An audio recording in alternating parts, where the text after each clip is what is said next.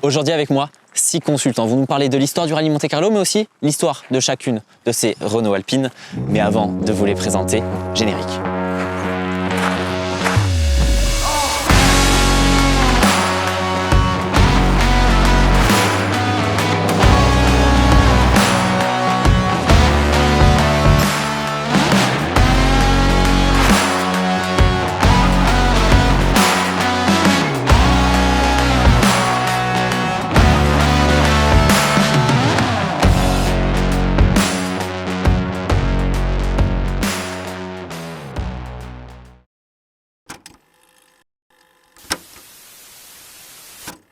Pour commencer cette émission, laissez-moi vous présenter la première berlinette alpine. Cette berlinette, produite à un peu plus de 7000 exemplaires, gagne la majorité des épreuves en France.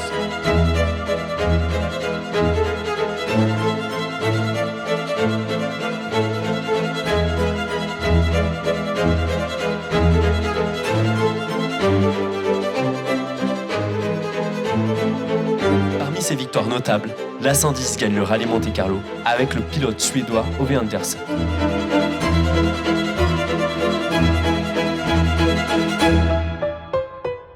Elle est la voiture de rallye la plus performante en 1971, début d'un historique unique dans le sport automobile face au Porsche 911, Ford Escort Twin Cam et bien d'autres.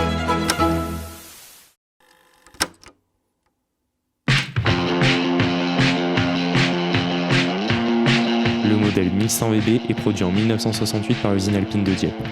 Cette caisse de 570 kg est motorisée par un 4 cylindres en ligne essence de Renault tiré de la R8 Gordini.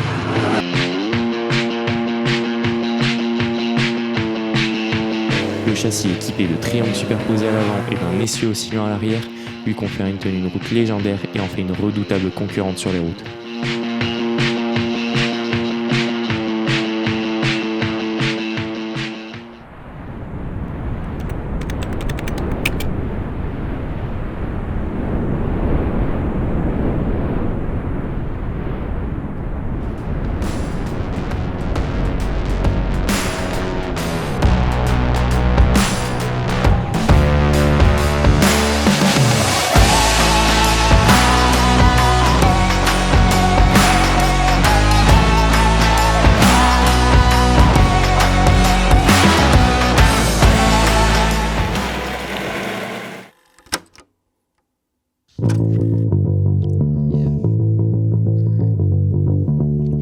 Le modèle 1300S quant à lui se munit d'un moteur de 120 chevaux et 1293 cm3 qui lui permet d'atteindre une vitesse maximale de 215 km/h.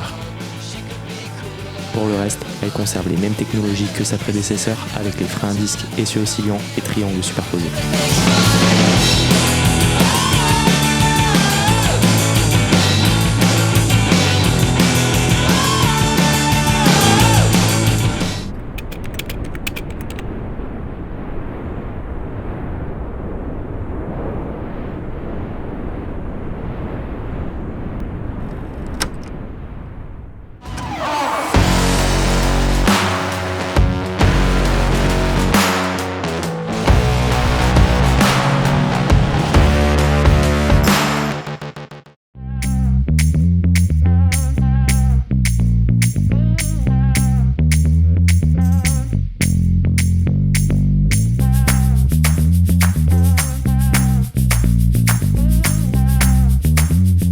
La voiture, donc c'est un V85, elle a un moteur d'R12 TS d'origine, donc c'est l'Alpine économique. Donc c'est une voiture qu'on s'y sent bien dedans, donc voilà, on se régale, on fait des sorties. Je suis d'ailleurs président du club Alpine Renault Sport 05. Voilà, nous sommes assez nombreux et on fait des sorties et on fait surtout venir d'autres clubs de l'extérieur pour qu'ils connaissent notre département. Que ça, c'est très important. Vu qu'il y a beaucoup des spéciales du rallye Monte-Carlo et du neige et glace et tout, et on leur fait découvrir notre beau pays et département.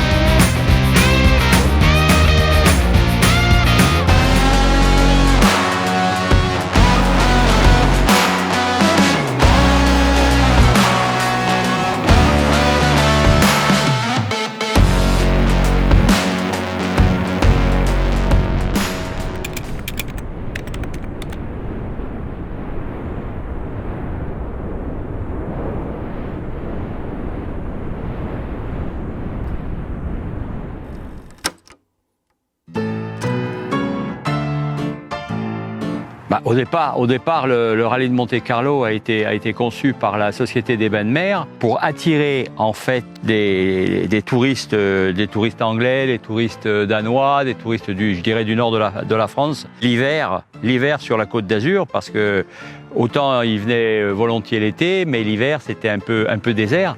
Donc ça a été l'idée de faire venir des gens fortunés.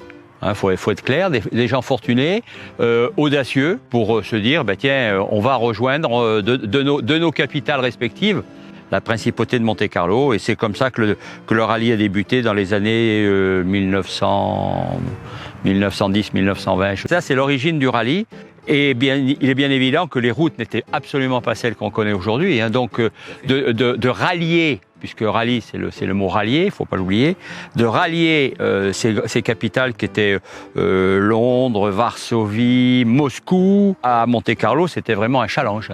C'était une opération qui était importante et il fallait vraiment avoir, je crois, une bonne voiture, beaucoup d'argent et de l'audace pour parcourir les routes en plein hiver. Avec des hivers qui étaient là aussi certainement plus rigoureux que maintenant. Donc, arriver à Monaco, c'était le Graal.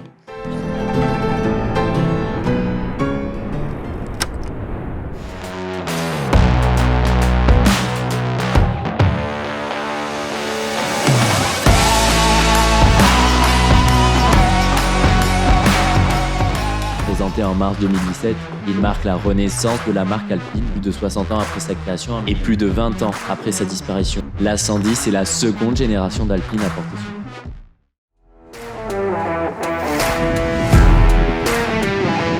son nom. L'Alpine A110 de nouvelle génération est équipée d'un moteur de 1798 cm3 de 252 chevaux pour la 110 et 300 pour la 110 GT et S.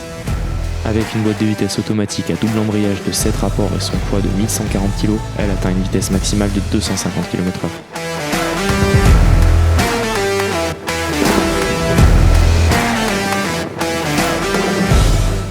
C'est une voiture de deuxième génération, tout ce qui peut être électronique, tout ce qui peut être...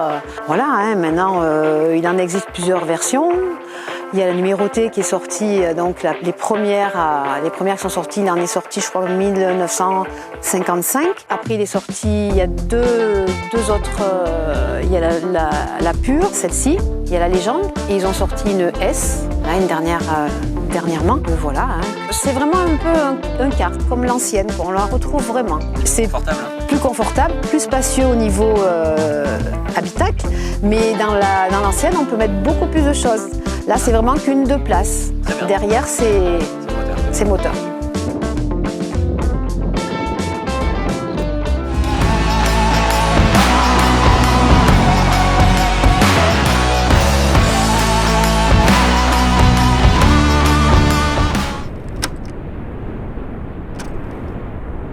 Mais alors, pourquoi avoir choisi cette berline ? Ce qui me plaît, c'est l'agilité, l'allure en général, et puis agréable à conduire, quoi. C'est la sportive, quoi.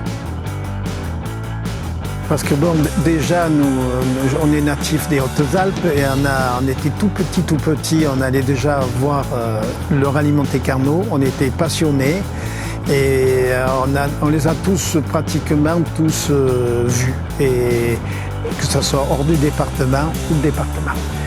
Et choisir parce que elle a une ligne particulière et c'est aussi une voiture française.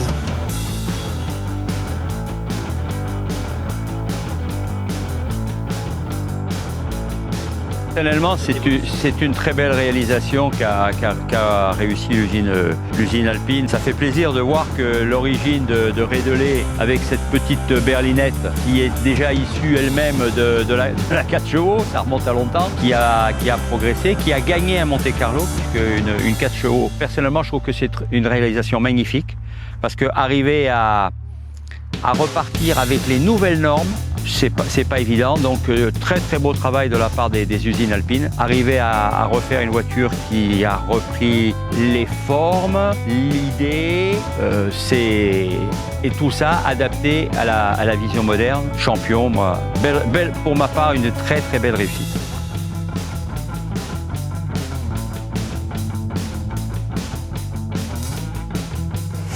Parce que quand on est amoureux de l'Alpine, et ben voilà quoi, c'est la suite.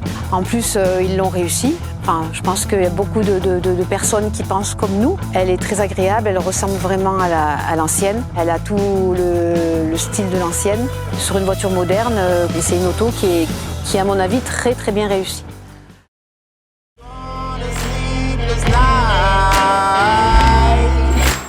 Try to catch me howling at the moon.